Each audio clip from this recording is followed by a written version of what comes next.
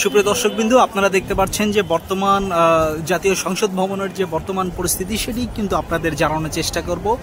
আপনারা জানেন যে বৈষম্য বিরোধী ছাত্র আন্দোলনকে ঘিরে যে বাংলাদেশে যে একটি প্রতিহত একটি প্রতিবাদী কণ্ঠ জেগে উঠেছিল, সেটির প্রেক্ষাপটেই কিন্তু 5 আগস্ট সাবেক প্রধানমন্ত্রী শেখ হাসিনা কিন্তু দেশ ছেড়ে দিল্লির উদ্দেশ্যে রওনা হন।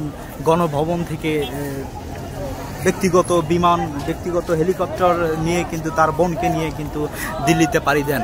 তারপরেই কিন্তু এক পর্যায়ে দেখা যায় সাধারণ মানুষজন কিন্তু গণভবন এবং জাতীয় সংসদ ভবন কিন্তু পুরোটাই ঘিরে ফেলে, এবং সেই প্রেক্ষাপটে পরের দিন কিন্তু 6 আগস্ট সাধারণ মানুষজন উৎসব মুখর পরিবেশে কিন্তু তারা দেখতে আসছে, এবং একটি পর্যটন একটি কেন্দ্র হয়ে গেছে জাতীয় সংসদ ভবনে। এখানে আপনারা দেখতে পাচ্ছেন মানুষজন কিন্তু উৎসব মুখর, যারা অনেকেই কিন্তু জাতীয় সংসদ ভবনে কোনোদিন আসেনি, কিন্তু আজকে কিন্তু তাদের মনের যে আশা, তাদেরকে ইচ্ছা প্রকাশ করছে যে তারা স্বাধীন দেশে বাস করছে, সেটাই কিন্তু তারা ভাবছে।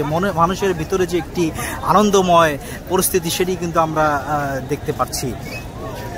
অনেকেই বলছে যে স্বাধীন দেশের প্রথম দিনে, প্রথম প্রহরে তারা কিন্তু স্বাধীনভাবে চলাফেরা করছে, এবং জাতীয় সংসদ ভবনে কিন্তু তারা বিভিন্ন জায়গায় ঘুরে বেড়াচ্ছে এবং দেখছে।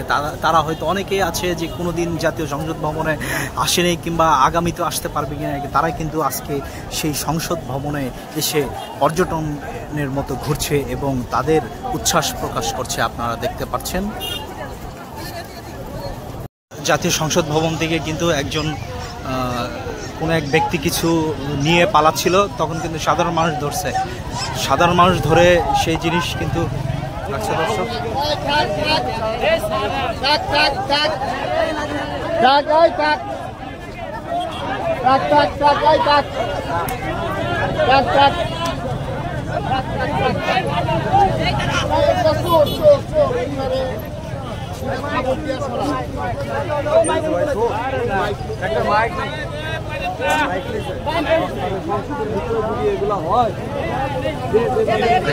সাধারণ মানুষ কিন্তু তাকে নিতে দিচ্ছে না, ভিতর থেকে একটা মাইক নিয়ে কিন্তু সে দৌড় দিয়েছে।